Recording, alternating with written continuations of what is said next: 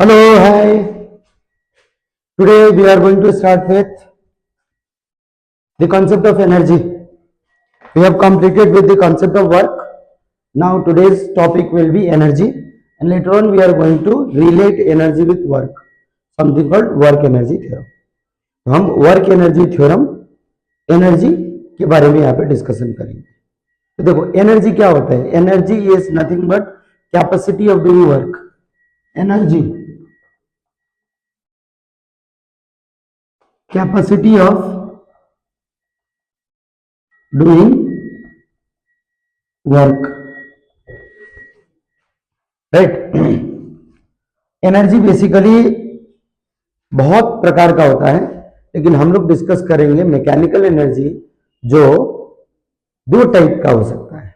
One is kinetic energy. तो पहले हम काइनेटिक एनर्जी के बारे में डिस्कस करेंगे। लेट्स एब्रिविएट इट एज के, काइनेटिक एनर्जी, राइट। तो देखो एनर्जी क्या है? Capacity of doing work. यदि एनर्जी है तो वर्क डन होगा, एनर्जी नहीं है तो वर्क डन नहीं होगा, राइट।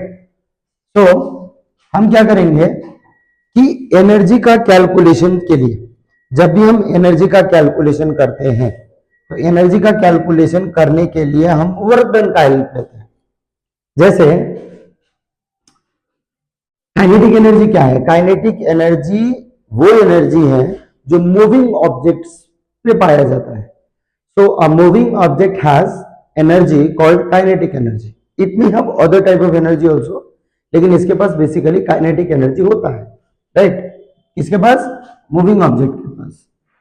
तो हम ये फॉर्मूला यूज कर सकते हैं, v square is equal to u square plus 2as, जिसमें से v है final velocity, initial velocity, acceleration, displacement.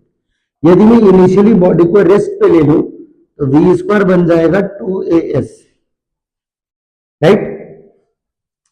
अब मान लो ये एक ब्लॉक है, यहाँ पे एक ब्लॉक है ऑफ मास m, इसके ऊपर फोर्स लगाएंगे तो ब्लॉक मूव करेगा। इनिशियली इसका वेलोसिटी 0 था, फाइनल वेलोसिटी इसका मैंने v ले लिया और बॉडी मूव कर गया। यदि मूव कर गया तो ऑब्वियसली इसको डिस्प्लेसमेंट मिला s। हमने फोर्स कितना लगाया था? F। तो क्या हमने वर्क किया? Answer is yes, we did the work. Work done कितना हुआ? Work done, work done is nothing but force into displacement, correct. Force का value mass into acceleration into displacement, सही है, क्लियर, ओके। अब हम क्या करेंगे, इस एक्सेलरेशन पे हम यहां से फॉर्मूला से डाल देंगे।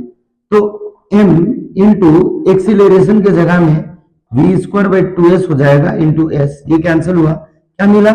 Half mv square. ये क्या है? Work done. लेकिन एनर्जी क्या होता है? Capacity of doing work. That means यही वर्क डन काइनेटिक एनर्जी के फॉर्म में अपीयर होगा। काइनेटिक एनर्जी, इसी को क्या बोलते हैं? Kinetic energy. So what is the expression for kinetic energy? Expression for kinetic energy is half m v square, जिससे हमें पता चल रहा है कि काइनेटिक एनर्जी मास पे डिपेंड कर रहा है एज वेल एज वेलोसिटी पे डिपेंड कर रहा है। तो एक बॉडी जिसका वेलोसिटी ही नहीं है, वेलोसिटी यदि इसका 0 है, तो यहाँ पे हम लोग क्या मानेंगे? वेलोसिटी यदि बॉडी का 0 है मतलब बॉडी रेस्ट पे है, और रेस्ट पे है मतलब काइनेटिक एनर्जी हो ही नहीं रहा, राइट। ये हो गया काइनेटिक एनर्जी का कॉन्सेप्ट। अब क्या कोई रिलेशन है काइनेटिक एनर्जी के साथ? तो relation of kinetic energy with momentum. Momentum तो क्या होगा? देखो काइनेटिक एनर्जी हो गया हाफ mv स्क्वायर, लेकिन मोमेंटम हो जाएगा m टाइम्स v। हम क्या करेंगे, इस मोमेंटम को स्क्वायर करेंगे, p square is mv whole square, right, clear. p square is half mv whole square. ये जो काइनेटिक एनर्जी है, ये जो काइनेटिक एनर्जी है, इसको half mv square multiplied by mass divided by mass, क्या मिलेगा? तो हमें जो मिलेगा वो होगा के E is K which is equals to m square v square by 2n। What is m square v square? p square. So kinetic energy बन जाएगा P square over 2m, therefore P is root under 2mk. This is the relationship between kinetic energy with momentum, and this is very very important as ये जो concept है ये concept numericals में बहुत ज्यादा use होता है। अब थोड़ा सा डिस्कस करते हैं work energy theorem. Work energy theorem, right. तो ये क्या बोलता है work energy theorem? See, work energy theorem बोलता है कि whatever amount of work we are doing that is actually equal to energy, और in other words whatever amount of energy we are losing और gaining that is always equal to work. So जो एनर्जी हमने gain किया या loss किया वही work done है, मतलब चेंज इन एनर्जी क्या होना चाहिए? Work done. हम क्या करेंगे? मेथड वन हम यूज कर सकते हैं v square is equal to u square plus 2as। इसमें फोर्स कांस्टेंट, तो इस इक्वेशन को हाफ m से मल्टीप्लाई कर देंगे।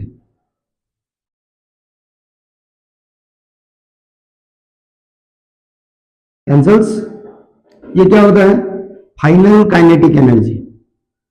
ये क्या हो जाएगा? Initial kinetic energy. ma into s, what is ma? Force into s, what is force into s? Work done. So what is kinetic energy final minus kinetic energy initial? So change in kinetic energy is nothing but work done. ये होता है work done. Clear? ये work energy theorem हुआ।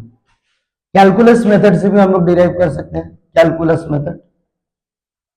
Calculus method में force लेंगे F is equal to ma, ये हो जाएगा acceleration is dv by dt, right. इसको हम ऐसे भी लिख सकते हैं mv बाई ds into ds over dt, just manipulation. What is ds by dt? dv by ds, और ds बाई dt हो जाएगा v, तो फोर्स हो जाएगा mv dv, right.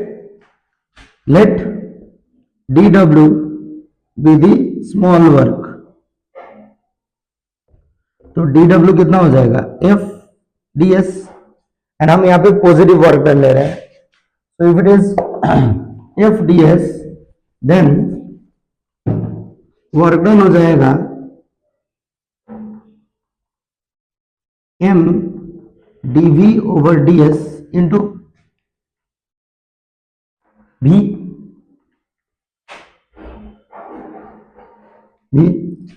now into ds stands cancelled, m v dv integrating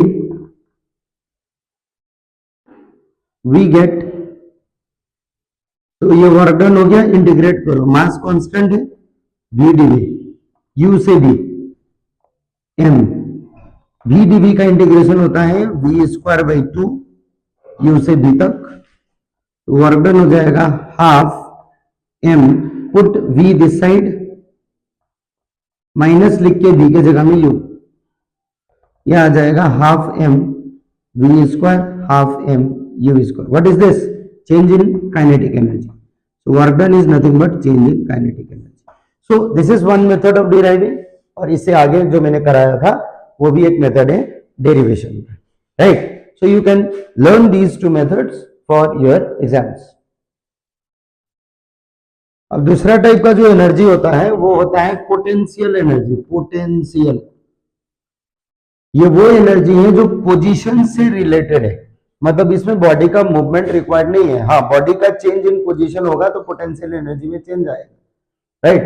सो इस case में body rest पे जो एनर्जी पोजेस करता है, जो एनर्जी स्टोर करके रखता है, उसको हम पोटेंशियल एनर्जी बोलते हैं।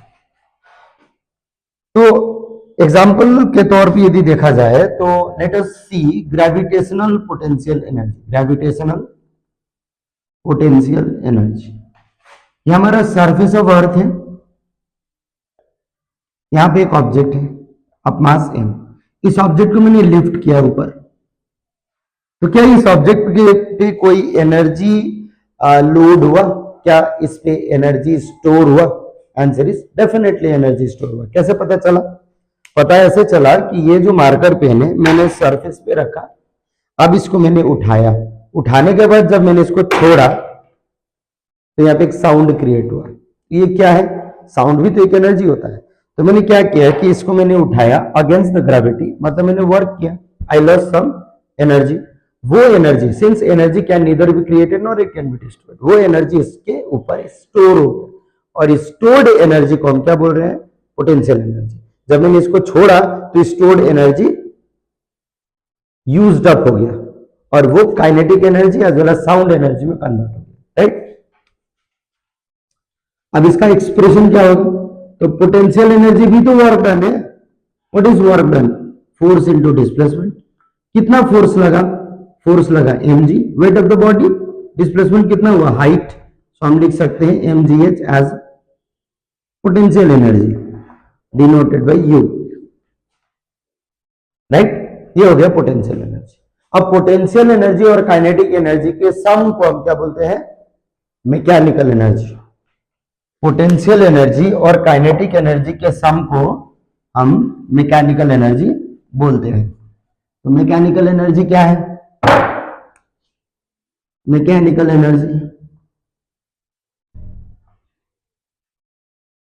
ये होता है sum of kinetic energy and potential energy, ये होता है मैकेनिकल एनर्जी, राइट? अब देखते हैं कंजर्वेशन।